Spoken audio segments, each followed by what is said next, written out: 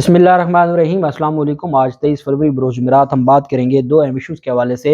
मरीम नवाज़ के खिलाफ बड़ी बड़ी अदालतों ने फैसले न दिए। एक सिविल जज ने मरीम नवाज़ के सारे प्रोटोकॉल को उठा के रद्दी की टोकरी में फेंक दिया है। बड़ा तगड़ा फैसला दिया है और ये जहाँ का फैसला है वो वैसे भी उमर अता बंदयाल साहब के आबाई इलाके के करीबी इलाका है। अहम तफसीलात और दिलचस्प तफसीलात हैं जो एक जज साहब ने फैसला दिया है, उसकी तफसीलात मैं आपके साथ शेयर करूँगा।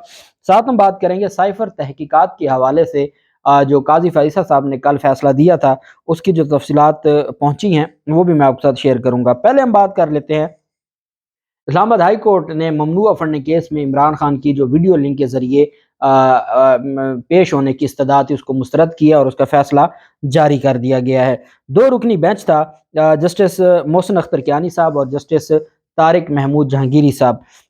उनके पास समाअत हुई और इमरान खान की वीडियो लिंक के जरिए अदालत में पेशी की जो दरख्वास्त है उसको मुस्तरद करते हुए 28 फरवरी को बैंकिंग कोर्ट में पेश होने की हदायत कर दी। बैंकिंग कोर्ट ने इमरान खान की हाजिरी से इस्तिस्ना की दरख्वास्त मुस्तरद करते हुए उन्हें उस रोज़, आप जानते हैं पिछले हफ्ते उसी रोज़ 3:30 बजे तक पेश होने का हुक्म दिया था। ताहम बाद अज़ां इस्लामाबाद हाई कोर्ट ने 22 फरवरी तक टाइम दिया था इस्लामाबाद हाई कोर्ट ने, और जो नीचे अदालत थी उन्होंने 25 फरवरी की तारीख दी थी उसमें, और अब 22 फरवरी को जो इस्लामाबाद हाई कोर्ट ने कल इसमें 28 फरवरी तक इमरान खान को टाइम दे दिया है। इमरान खान की जानिब से बैरिस्टर सलमान सफदर अदालत में पेश हुए। सलमान सफदर ने इमरान खान की नई मेडिकल रिपोर्ट अदालत को पढ़ के सुनाई। वकील इमरान खान ने कहा कि सेशन कोर्ट में इस हवाले से मेडिकल बोर्ड की भी इस्तदा की गई थी। हम मेडिकल बोर्ड बनाने को खुश आमदीद कहेंगे मगर इसकी ज़रूरत नहीं है। जस्टिस मोहसिन अख्तर कियानी साहब ने रिमार्क दिया कि हम सिर्फ इस्तिस्ना की हद तक रह जाते हैं। वकील इमरान खान ने मौक़िफ़ अपनाया कि लाहौर हाई कोर्ट में भी मेडिकल रिपोर्ट पेश की गई जिस पर जमानत मिली। इस दौरान स्पेशल पब्लिक प्रोसिक्यूटर ने कहा कि केस में 9 दीगर जमानतों की दरखास्तें ज़ेर समाअत हैं। बाकियों की हद तक FIA ने कहा कि हमें गिरफ्तारी नहीं चाहिए। स्पेशल पब्लिक प्रोसिक्यूटर ने कहा कि इस केस में 3 बैंक मुलाजमीन की जमानत कन्फर्म हो गई है। अदालत से दरखास्त गुजार को अदालत के सामने पेश होने, मुचलके जमा कराने और शामिल तफ्तीश होने की हदायत की गई थी। दरखास्त गुजार ना ही शामिल तफ्तीश हुए और ना ही अदालत के सामने पेश हुए। उन्होंने कहा कि दरखास्त गुजार की तिबी दस्तावेजात उनकी अपने ज़ाती अस्पताल की रिपोर्ट्स हैं। ये मेडिकल रिपोर्ट्स गैर मुतलका और नाकाफ़ी हैं क्योंकि ये एक ही डॉक्टर के उनके ज़ाती अस्पताल से हैं। इस मौके पर जस्टिस मोहसिन अख्तर कियानी साहब ने इस्तफसार किया पब्लिक प्रोसिक्यूटर से कि आप कहना चाह रहे हैं कि ये तमाम मेडिकल रिपोर्ट्स जाली हैं। अदालत ने कहा क्या कि मेडिकल बोर्ड जहाँ से बनाया जाए या जहाँ हमला हुआ MLC वजीराबाद, हम वहाँ मेडिकल बोर्ड होगा या सूबाई हुकूमत बनाएगी। जस्टिस मोहसिन अख्तर कियानी ने स्पेशल पब्लिक प्रोसिक्यूटर से इस्तफसार किया, आप सिर्फ इतना बता दें कि मेडिकल रिपोर्ट्स जाली हैं। जस्टिस तारिक महमूद जहांगीरी ने प्रोसिक्यूटर से इस्तफसार किया कि ट्रायल कोर्ट ने दरखास्त गुजार को 9 बार इस्तिस्ना दिया, आपने किसी एक फैसले को चैलेंज किया? कोर्ट ने कहीं नहीं कहा कि वो पाँव पर चलकर अदालत आए। अदालत ने कहा गाड़ी में बैठ कर भी आ सकते हैं। अदालत ने प्रोसिक्यूटर से मजीद इस्तफसार किया कि आप जो कह रहे हैं ये कोर्ट ने कहाँ पर लिखा है। इस मौका पर स्पेशल प्रोसिक्यूटर इमरान खान की जमानत की मुखालफत भी की। जस्टिस तारिक महमूद जहांगीरी ने रिमार्क दिया कि दरखास्त गुजार ने जमानत नहीं बल्कि इस्तिस्ना मांगी है कि हमें पेशी के लिए वक्त दिया जाए। स्पेशल प्रोसिक्यूटर ने इमरान खान की शौकत खानम की मेडिकल रिपोर्ट पर एतराज़ किया। जस्टिस मोहसिन अख्तर कियानी ने कहा कि क्यों ना आपके ही दलाइल की बुनियाद पर मेडिकल बोर्ड बना दिया जाए। अदालत ने प्रोसिक्यूटर से इस्तफसार किया कि वो पेशी से हाजिरी की इस्तिस्ना मांग रहे हैं और आप इनको 6 माह की इस्तिस्ना दे रहे हैं। अगर मेडिकल बोर्ड बनेगा तो फिर तो 6 माह लग जाएंगे। जस्टिस मोहसिन अख्तर कियानी ने कहा कि वजीराबाद हमले की मेडिकल रिपोर्ट की बुनियाद पर मेडिकल बोर्ड बनाते हैं। उन्होंने इस्तफसार किया कि वजीराबाद का जो भी केस है क्या उनकी प्रोसिक्यूशन उन्हें दस्तावेजात देगी? आपके पास बहुत सारे मौके थे कि दरखास्त गुजार पेश नहीं हो रहे थे तो मेडिकल बोर्ड आप तश्कील दिलवा सकते थे। स्पेशल प्रोसिक्यूटर ने कहा कि मेडिकल बोर्ड की दरखास्त दे चुके मगर ताहाल इस पर कुछ नहीं हुआ। उन्होंने कहा कि अदालत दरखास्त गुजार को 25 फरवरी तक आखिरी मौका दे कि वो हर सूरत में पेश हो। बहरहाल जो एडिशनल अटॉर्नी जनरल ने कहा कि सुप्रीम कोर्ट के फैसले मौजूद हैं कि जमानत के लिए दरखास्त गुजार का पेश होना ज़रूरी है। और जस्टिस तारिक जहांगीरी ने कहा कि स्पेशल पब्लिक प्रोसिक्यूटर कह रहे हैं कि अगर 25 फरवरी तक दरखास्त गुजार पेश हो जाए तो हमें इतराज़ नहीं है। एडिशनल अटॉर्नी जनरल ने कहा कि इस अदालत की दरखास्त मुस्तरद होने न होने की इससे कुछ नहीं होगा क्योंकि दरखास्त गुजार 25 फरवरी तक पहले ही जमानत पर है। बहरहाल अदालत ने कहा कि इसमें हम फिर ये कर लेते हैं कि जो इमरान खान की पेशी है उसको 28 फरवरी तक हम मोहलत दे देते हैं। 28 फरवरी को इमरान खान پیش ہو جائیں اور 28 فروری کو بینکنگ کورٹ کے سامنے ساری چیزوں کو دیکھ لیں۔ وکیل نے کہا کہ ایف آئی اے سے کہا ہے کہ لاہور آ کر تفتیش کریں۔ وکیل عمران خان نے کہا اسکائپ یا تفتیش کریں یا سوال نامہ بھیج دیں، 28 فروری کو ہم بینکنگ کورٹ کے سامنے پیش ہوں گے، وہاں ہم سے تفتیش کر لیں۔ بہرحال عدالت نے کہا ٹھیک ہے، یہ آپ کا وہاں کا معاملہ ہے، ہم اس چیز کو نہیں دیکھیں گے۔ اور آپ کیونکہ عدالت تو تیار ہو گئی تھی میڈیکل بورڈ کے لیے، لیکن پھر جو چیزیں ہیں وہ ریورس ہوئی اور عدالت نے کہا کہ ہم اپنے آپ کو اس سے آگے نہیں لے کے جائیں گے، 28 فروری تک ہی ہم چیزوں کو دیکھیں گے۔ دوسری جانب سپریم کورٹ آف پاکستان میں جو سائفر کی امریکی سائفر کی تحقیقات تھیں، جو عمران خان کی جانب سے الزام لگایا گیا تھا کہ میری حکومت کو امریکہ کی سازش اور پھر یہاں پر جو ان کے سہولت کار تھے انہوں نے اور پھر جو کرپٹ جتنا سیاستدان ہیں انہوں نے مل کے عمران خان کی حکومت کو گھر بھیجا، اور یہ جو نو کانفیڈنس اور پھر جو ڈالر ہے، جو سندھ ہاؤس میں منڈیاں لگی، یہ ساری چیزیں اس پر پھر کچھ درخواستیں دائر کی گئی تھی۔ عمران خان کی جانب سے تو چیف جسٹس آف پاکستان کو خط لکھا گیا تھا، صدر پاکستان نے باقاعدہ خط لکھا، اور جو اسپیکر نے سائفر کی کاپی صدر چیف جسٹس آف پاکستان کو بھجوائی تھی۔ اب چونکہ عمران خان کی حکومت بعد میں نہ رہی، اس وجہ سے اس کے اوپر تحقیقات نہ ہو سکیں، لیکن قومی سلامتی کا اجلاس ہوا، وہاں پر جو اس کے اوپر باقاعدہ مداخلت کو تسلیم کیا گیا اور پھر اس کے اوپر کارروائی بھی کی گئی، جو ایک سفارتی کارروائی تھی۔ اور اب یہ درخواستیں دی گئی تھیں کہ سائفر کی تحقیقات کروائی جائے، میمو گیٹ کمیشن کی طرز پر ایک کمیشن بنایا جائے۔ رجسٹرار آفس نے وہ درخواستیں خارج کر دی تھیں اور واپس کر دی تھی ناقابل سماعت۔ پھر اس پر چیمبر اپیلیں پہلے جسٹس طارق مسعود کے پاس لگی، انہوں نے سننے سے انکار کر دیا۔ اب جسٹس قاضی فائز صاحب نے اپیلوں پر ان چیمبر سماعت کی۔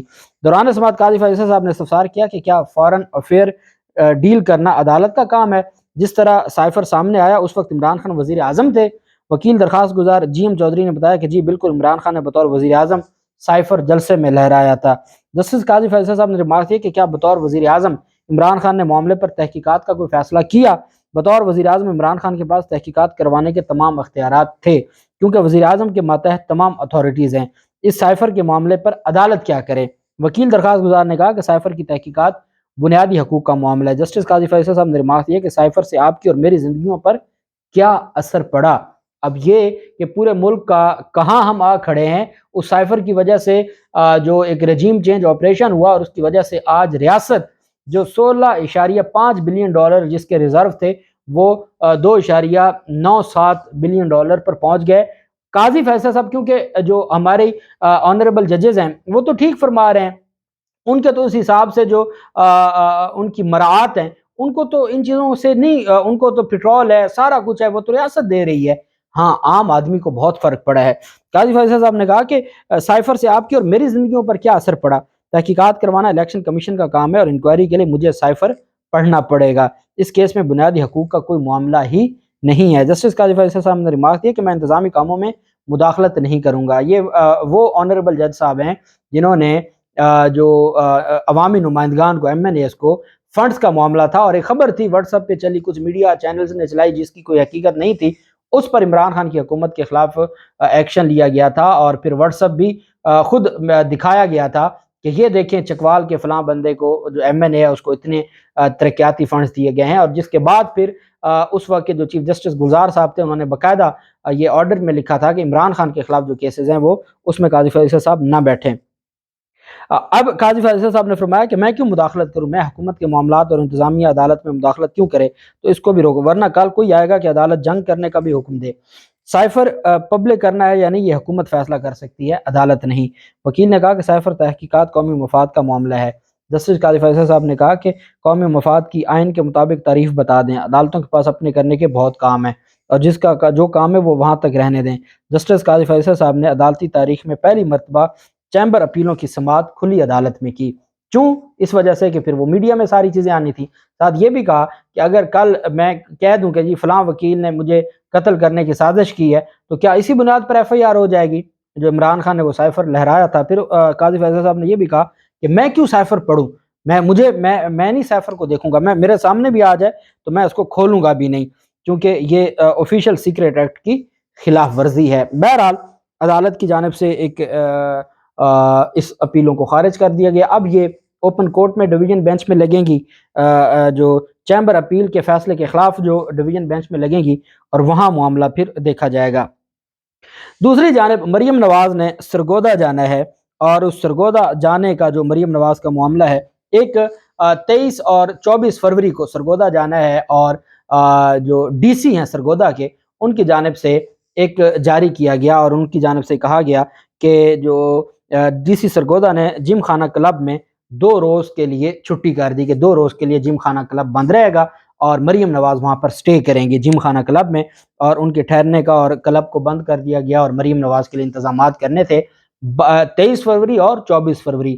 اب کہتے ہیں کہ نگران حکومت کا کوئی لینا دینا نہیں ہے، جب آپ سرکاری پروٹوکول دیں اور سرکاری رہائش گاہیں اور سرکار سارا بندوبست کرے اور پھر الیکشن کمیشن اس سارے معاملے پر خاموش رہے، تو پھر بتایا جائے کہ ہمارا نظام کیسے چلے گا۔ خیر، ایک ان کی جانب سے نوٹیفیکیشن جاری کیا گیا کہ 23 اور 24 فروری کو جو مریم نواز کی جو آمد ہے اس کی وجہ سے 2 دن جم خانہ کلب بند رہے گا۔ اس کو چیلنج کیا گیا، اور چیلنج کرنے والے نے اس کو چیلنج کیا عدالت میں، سول کورٹ میں۔ سول کورٹ نے فیصلہ دیا، یہ جج ہیں جی نوید اقبال تارڑ صاحب، انہوں نے کہا the operation of impugned notice notification issued by the president gymkhana club regarding closure of club activities for 23 and 24 February 2023 is hereby suspended till the next date of hearing. The order would cease to have effects if not specifically extended on the next date of hearing. 1 March کی تاریخ کر کے کہ 1 مارچ تک جو 2 دن جم خانہ club بند کرنے کا نوٹیفیکیشن ہے اس کو سسپینڈ کیا جاتا ہے، معطل کیا جاتا ہے 1 مارچ تک۔ اس نوٹیفیکیشن پہ سٹے آرڈر جاری کر دیا۔ مطلب کیا ہے کہ 23 اور 24 کو جم خانہ کلب بند نہیں ہوگا، وہاں روٹین کی جو ایکٹیویٹیز ہیں، جو وہاں پر ممبرز ہیں وہ ایکٹیویٹیز جو اپنی وہاں پر کریں گے، اور جو مریم نواز کے لیے ایک اسپیشل پروٹوکول کے لیے جم خانہ کلب بند کیا جا رہا تھا، اور ڈی سی کی جانب سے باقاعدہ نوٹیفیکیشن جاری کیا جا رہا تھا، ایک سول جج نے اس نوٹیفیکیشن کو سسپینڈ کر کے جم خانہ کی جو بندش کا نوٹیفیکیشن تھا اس کو معطل کر دیا اور اس کو کھلا رکھنے کا حکم جاری کر دیا۔ میں یہ سمجھتا ہوں، اور کیسے الیکشن کمیشن اور کس طریقے سے، اور پتہ تھا وہاں پر بات ہوئی کہ مریم نواز نے آنا ہے، اور وہاں پر وہ ایک ہائی پروفائل ایک شخصیت ہیں، پولیٹیشین ہیں، سابق وزیر اعظم کی بیٹی ہیں، تو اس وجہ سے ان کے انتظامات ان کی رہائش کے، تو پھر عدالت نے کہا وہ سرکاری جو رہائش گاہیں ہیں یا جو عوام پبلک پلیسز ہیں اس کی جگہ نہیں ہے، وہ جہاں بھی پرائیویٹ آپ نے ان کو ٹھہرانا ہے آپ ٹھہرائیں، اس کی اجازت نہیں دی جا سکتی۔ اور سول جج نے سارا کچھ سنتے ہوئے کہ کس کے لیے یہ پروٹوکول رکھا گیا ہے سسپینڈ کر دیا۔ اللہ پاک پاکستان کا حامی و ناصر ہو۔ بہت شکریہ۔ اللہ حافظ۔ پاکستان زندہ باد۔